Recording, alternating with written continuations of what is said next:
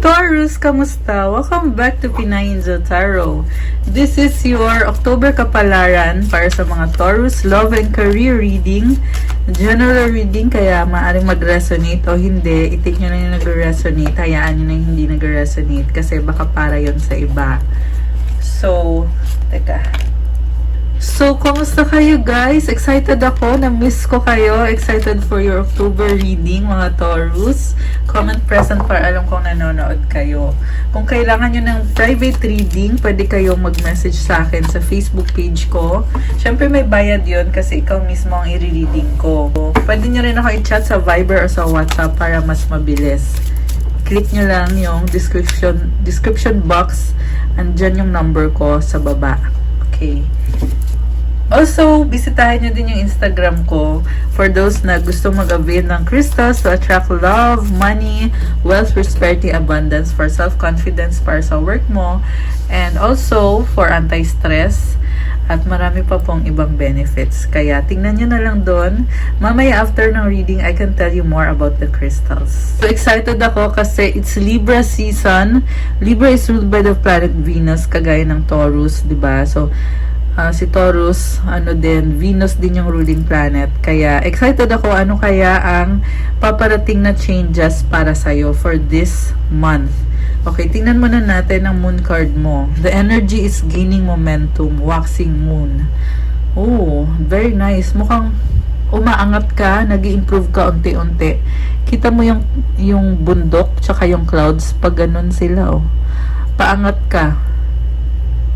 Ibig sabihin may mga na-achieve ka na, yung pinaghirapan mo at pinagsikapan mo, unti-unti nang nag-i-improve. Naayos mo na yung sarili mo, lalo kang lumalakas ngayon. Okay. Hammer, sabotage, rebuilding, interrogation, repetitive, okay? Karmic relationship. Parang merong isang situation or connection na pinoproblema mo kasi mukhang paulit-ulit yung problema sa sitwasyon na yan. And meron ding mga lessons learned. I feel like parang hindi kayo okay, magiging okay kayo ulit, tapos babalik na naman sa pagiging hindi okay. So paulit-ulit yung cycle, parang ganun yung feeling. Pero merong love dito guys, kaya hindi mo mabitawan yung taong yan. Mukhang mahal na mahal ka ng taong yan. Actually, mahal yung isa't isa. Okay, so tingnan natin from the tarot naman. Ang overall energy mo, 4 of Wands. Ooh, there is balance and stability. Nag-i-enjoy ka ngayon. Mukhang ito na yung bunga ng pinaghirapan mo, ng pinagsikapan mo. Na-achieve mo na ngayon yung celebration, yung happiness. Possible na may celebration talaga this month para sa'yo or sa family mo. And may mga tao sa paligid, merong support para sa'yo. And also, it's a good time to invest and to enjoy. Okay, mamaya i-clarify natin yan. Yung iba sa inyo siguro, gusto nyo nang mag-commit ngayon. Parang, dumating na sa point, siguro nasa 4 months na kayo or 4 years. Merong ganyan. 4 weeks, 4 days, ewan ko lang. Basta merong certain period of time na nasabi nyo na ngayon na ready na ako mag-commit. Handa na ako para gawin to. Okay, kung ano man yan.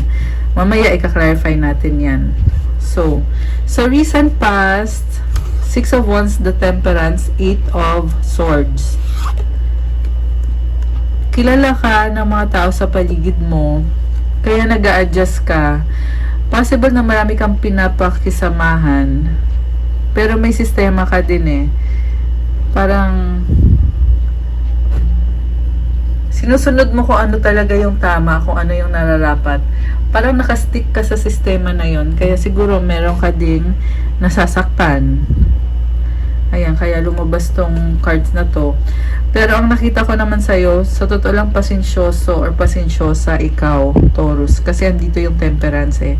Ibig sabihin kahit merong naiinis sa'yo or merong kang kinakainisan, pero nag-a-adjust ka kasi gusto mo talaga sa totoo lang na magkaroon ng peace and harmony sa lahat ng mga tao sa paligid mo. Sa current energies mo, 9 of Pentacles, 7 of Pentacles, 10 of Swords. Parang feeling mo ngayon, nagsa-struggle ka pa rin, pero nag-i-improve na. Like I said kanina, you are gaining momentum, paangat ka na ng paangat. Parang feeling mo nga lang, hanging ka ngayon. Kumbaga, wala pang solid na solusyon, lalo na sa finances mo. Pero, I feel like kailangan mo lang talaga i-appreciate kung anong meron ka ngayon, Taurus. Kasi, nag-improve ka na eh. 9 of Pentacles, 7 of Pentacles, sunod-sunod. I feel like napapagod ka kasi kailangan mo magsikap, magtrabaho. And, syempre, kailangan pahinga din. And, napapa-overthink ka ngayon. Ang nakikita ko nangyayari is yung pag-iisip mo, dala lang din yan ng pagod mo. So, make sure to always love yourself din. 'Di ba? Sabi nga nila, work hard, play hard. 'Di ba? Pero alam mo, sa totoo lang, nagkakaroon ng unity sa paligid mo. So, bunga din yan ng pinagsikapan mo. May mga taong nagsasama-sama, nagtutulungan. Okay, sa near future, 3 of Wands, Princess of Pentacles and Princess of Wands. Nakikita ko dito, busy-busyhan ka sa current mo, pero sa near future, inisip mo kung paano kaya yung mangyayari sa amin ng taong ito, and ano kaya yung mga opportunities na dadating. Alam mo na magkakaroon ng opportunities, pero tingin mo ngayon ang layo-layo pa ng opportunities. So, mag-clarify tayo, guys. When it comes to love, sa totoo lang nakikita ko sa'yo, single ka ngayon, pero mukhang ready ka nang mag-commit kasi naayos mo na yung sarili mo, pero at the same time, feeling mo din, hanging pa. So, ibig sabihin, hindi pa talaga ganun ka perfect.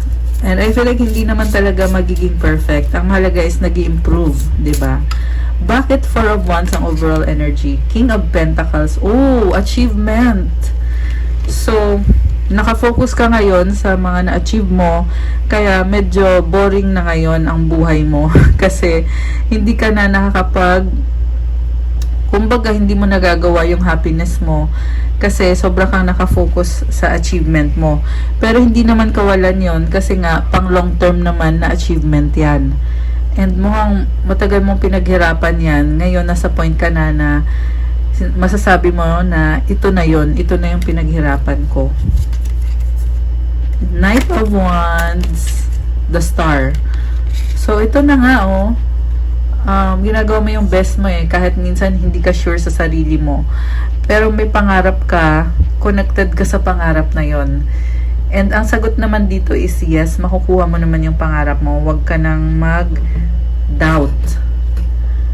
So, siguro parang feeling mo roller coaster ride yung ginagawa mo, yung buhay mo ngayon. Okay. Meron pang gustong lumabas na cards. 2 of Wands, Temperance ulit, and the Wheel of Fortune. Sa bottom of the deck is Ace of Pentacles. Oh my gosh! 10 of Pentacles. May perang matatanggap si Taurus. Ayan guys, merong malaking amount of money. Possible din na bibili ka ng bahay or mag-i-invest sa bahay or lupa. Mag-upgrade. Ayan, pero more on perang papasok yan. Wow, very nice. Possible din na kailangan mo mag-invest para mag-grow yung legacy mo, which is na nakikita ko, nakukuha mo na ngayon yung legacy mo. Although, parang hindi ka pa ready na harapin yung person mo. Kasi dito yung 7 of Wands, you have to make a choice, the Emperor. Ikaw yung strong, ikaw yung may authority. Parang inisip mo dito, kailangan piliin ko muna yung career ko. 5 of Pentacles, Page of Pentacles. Parang sinasabi mo na sorry, gusto kita, pero ayoko muna makipag-usap. Yan yung nakikita ko sa'yo ngayon. Andun din yung curiosity mo, pinag-aaralan mo Ano na bang nangyayari sa kanya? Nasaan na ba siya? Clarify natin yung sa recent past, kung bakit parang teka, kumakati ilong ko guys. Ayan, kumakati ilong mo, malamang may message para sa'yo dito. So, 9 of Swords, 8 of Pentacles, the World card, and 6 of Cups, Judgment card. Sa recent past, sobrang mong iniisip yung trabaho. Gusto mo kasing lumevel up, pero parang ano kaya to? Gusto mo mag-move on or lumipat ng trabaho? Puro trabaho yung iniisip mo. May memories. Ewan ko kung bakit lumabas yung memories. Or possible na family. Parang feeling mo dito, sacrifice yung gagawin mo, yung work na pinagsisikapan mo para sa future. Okay? Ang dami mo naging sacrifices. So, kasama na din dyan. O, kaya ka nga, alam mo, ang ganda ng reputation mo sa recent past. Maraming humahanga sa'yo kasi may ano ka eh, may standards ka eh. Pero ikaw naman, hindi maalis sa'yo palagi yung trabaho. Mukhang nagkaka-anxiety ka. Kakaisip sa work mo. Yung iba kasi sa inyo mataas ang posisyon sa trabaho. Ayan, comment nyo dyan kung anong posisyon nyo. Kapag mataas ang posisyon, malaki din ang responsibilidad. Okay, sa current energies mo naman, Queen of Swords, Ace of Wands, the Empress, the Magician, and the King of Swords. Alam mo, madami mong kadil na tao dito. And ikaw yung matapang, pero gagawin mo kung ano sa tingin mo ay kailangan mo or gusto mo. May nakita ko ngayon dito when it comes to attraction and love, meron kang past person na still attracted pa rin kayo sa isa't isa, pero more on logical yung tingin nyo sa relationship nyo. And mukhang nag-workout naman siya, pero may nakita din ako dito na hindi mo pa siya napatawad sa maling nagawa niya. So, ibig sabihin, okay kayo, sabihin na natin, oo, nag-uusap kayo, nagsasama kayo, and may attraction sa inyo, minamanifest mo siya, at siya ganun din sa'yo. Pero lang, may na-feel ako dito, guys, kasi andito si Queen of Swords unang-una eh, na parang pinag-aaralan mo, kasi ang daming clouds, so, sinasabi mo sa taong yan na may boundaries tayo. Alam mo yon, na kumbaga natuto ka na, hindi ka na niya maloloko. Ayan, mukhang ikaw yung naloko dito. Dati kang naloko ng taong yan, or not necessarily na may ibang party or may third party or what, pero nawala kasi yung taong yan eh. Nawala siya eh. So, sinasabi mo dito na, oo, mahal pa rin kita, gusto pa rin kita, pero hindi na ako aasa. Kasi hindi naman kita kailangan. And I can manifest kung sino yung person na magdadala ng stable relationship sa akin. Okay? Yung iba nga sa inyo, guys, possible na ina-attract nyo na yung bagong person, pero dumadaan-daan pa rin sa isip mo yung past person mo na nagbigay ng lesson sa'yo. Ang nakita ko dito, very attractive ka ngayon, Taurus. Ma-attract mo kung sino yung gusto mong ma-attract. Ayan, Empress, Ace of Wands, tsaka andito yung Magician, tsaka si King of Swords. Hindi ka nga lang connected sa emotions mo ngayon. Pero ang strong mo andito si Empress, and nakaka-attract ka.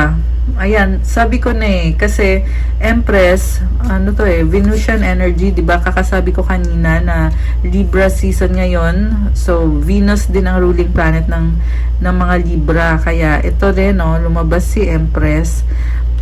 Maraming nag-admire sa'yo, na-attract sa'yo. Pero bakit meron kang panghihinayang dun sa nangyari sa past person na yan? Diba? So, okay lang naman manghinayang eh, pero gawin mo na lang kung ano yung nararapat para sa ngayon. Kung kailangan mo na bang mag-move forward, bagong relationship na, or kung tatanggapin mo pa yung taong yan, pero natuto ka na. Okay. So, tingnan natin, guys, yung tungkol sa kaperahan mo, kasi yan yung strong dito eh, kaperahan eh. Okay, 9 of Wands. Uy, nalaglag. Sandali. Nalaglag talaga siya. So, yung nalaglag is Judgment card and Page of Swords. So, ito, meron pang ibang lalabas na cards. Kunin ko muna. Four of Cups. Hindi ka kontento. Kasi burden ka na. 10 of Wands. Parang inisip mo, paano ko kaya maayos to? Gusto mo na mabilis eh. Mabilisan. Okay, so sa career mo, ang dami mong frustrations, ang dami ding nangyari. Kita mo yung mga tao, nakaangat yung kamay nila. Oh. So, parang marami din ditong nasi-stress. Tinitingnan mo sila, pinag-aaralan mo sila. Ano bang pinagdadaanan ng mga taong to na nasa paligid ko? Kasi ito ka, oh, Page of Swords. Iniintindi mo. Ang daming clouds, oh. And kasi gusto mong ayusin, kaya mo iniintindi. Pero ikaw mismo on your own, marami ka ding frustrations. Yung iba sa kanila, nagiging kaaway mo na rin, binablock mo or hindi mo pinapansin. Kasi hindi kayo nagkakasundo, hindi nagkakaintindihan, ano? Sumisilip tong card na to eh, 10 of Swords. So, ending sa new beginnings. Alam mo, sa totoo lang, burdened ka na. Masasabi ko lang, masyado ka kasing serious, Taurus eh. Which is understandable kasi Taurus is a very practical person, earth sign. So, don't be too serious. Kaya ka nakaka-feel na hindi ka makontento, gusto mo madaliin lahat, gusto mo matapos na lahat ng problema. 'Di ba? So, nasa-stress ka, nakatingin ka sa mga taong yan. Pero, hanggang sa curiosity lang na nakikita ko dito. Parang kailangan mo din kumbaga, kailangan mong connect sa kanila on an emotional level. Okay? Emotional level para ma-feel naman nila yung compassion. Ma-feel ninyo pareho. Kasi ikaw din naman nahihirapan eh. Ayan o, meron nga nag-o-offer sa'yo pero sinasabi mo dito, hindi. Wag na, parang ganun. Ganun yung reaction mo. So, the moon, ito ka nga, isip ka nga ng isip.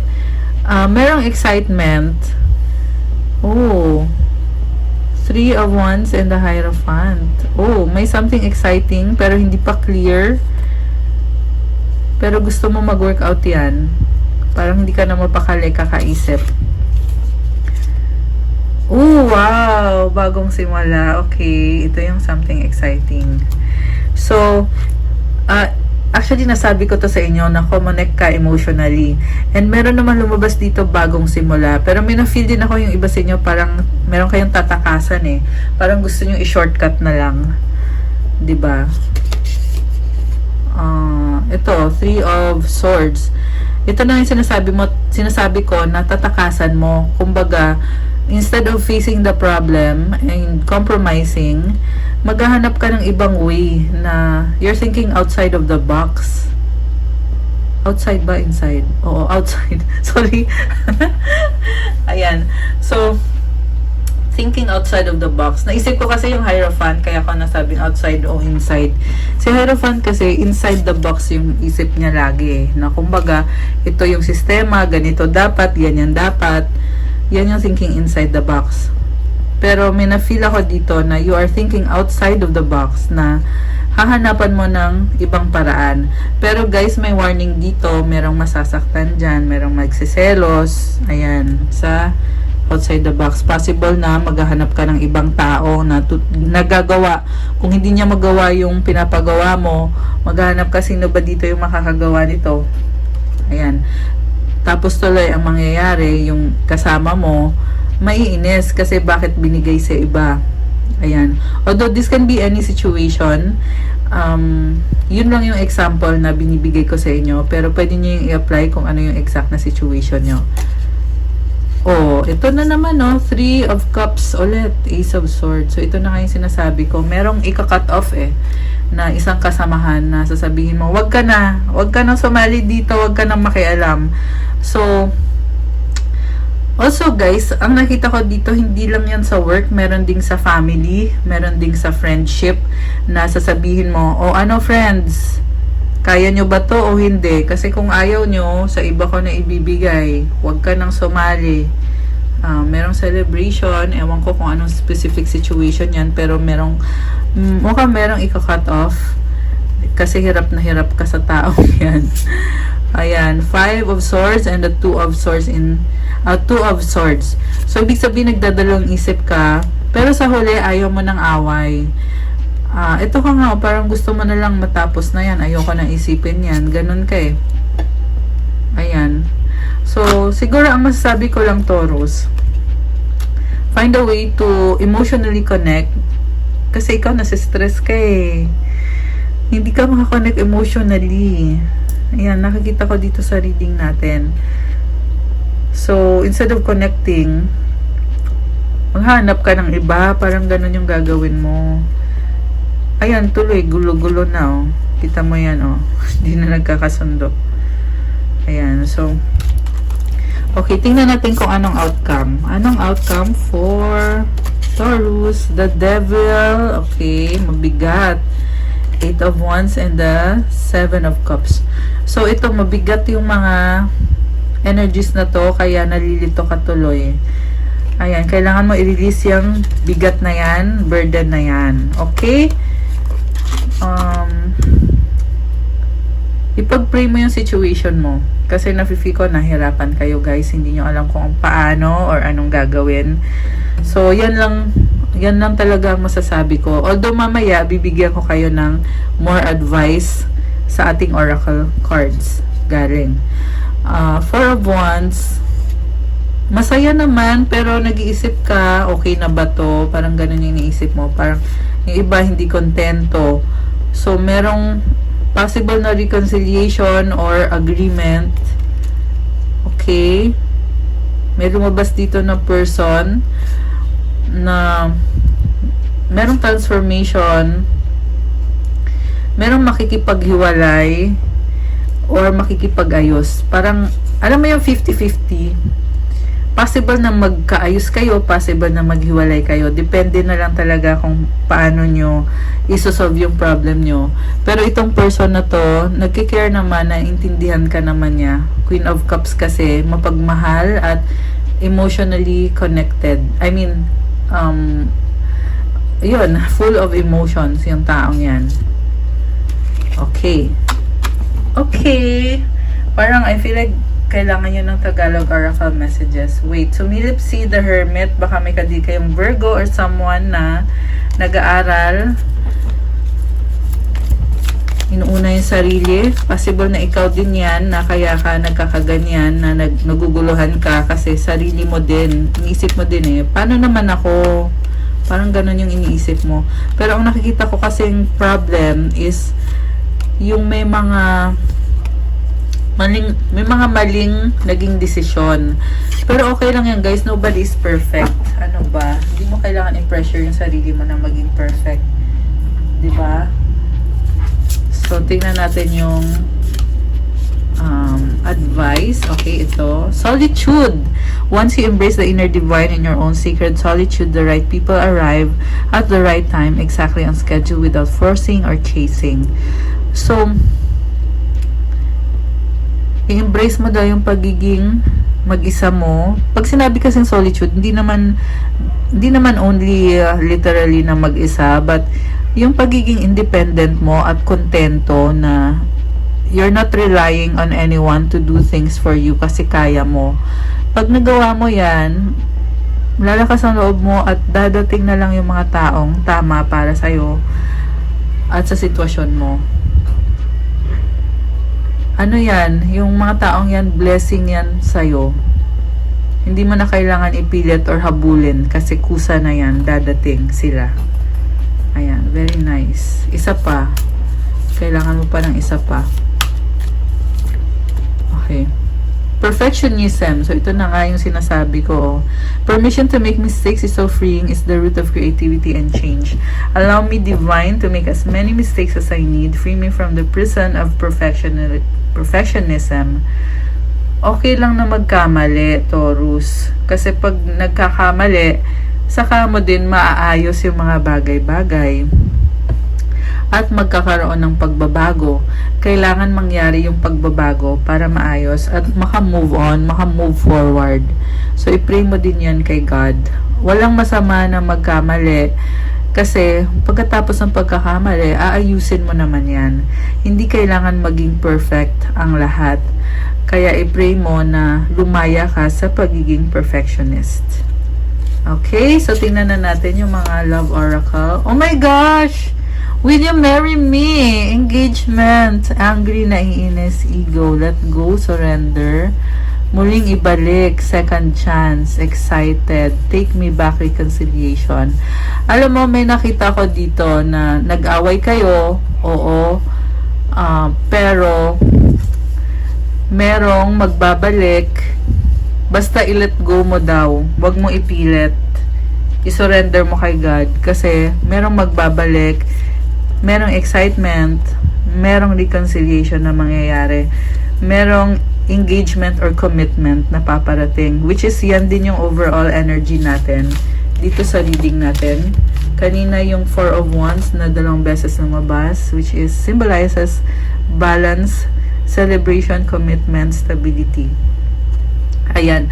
Okay, Taurus, that's all for your October kapalaran. Thank you so much for watching. Pa-click po ng like, comment nyo kung nagustuhan nyo or kung ilang percent nag-resonate ang reading natin.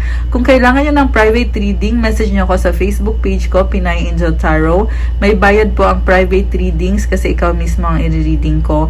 Pwede nyo rin ako i-chat sa Viber or sa WhatsApp para mas mabilis. Nasa description box yung number ko. And for those na interested na bumili ng crystal bracelets, you can message me sa Instagram ko. Tingnan nyo sa post ko doon kasi nakalagay isa-isa yung benefits ng mga crystals na yan. Syempre meron tayong to attract money, for motivation and strength, for courage. Yan yung mga suot ko ngayon. So this is citrine, sardonyx, ayan, moonstone, black star moonstone, emerald. Ayan, pero yung price ng emerald, guys, syempre mahal talaga yung emerald. Ayan, lahat naman ng crystals ay mahal yan kasi malayo yung pinanggalingan. Pero kakaiba yung emerald. Ayan, depende kasi sa rarity or kung gaano ka-rare yung crystals. May mga common crystals din naman na hindi ganun kamahal. Ayan. So, mag-chat na lang kayo sa akin. Okay? Kasi nagbibigay naman ako ng discounts pag more than 3 items yung kukunin nyo. So, thank you so much again, Taurus. I'll see you on the next video. Have a good day. God bless. And stay safe. Bye!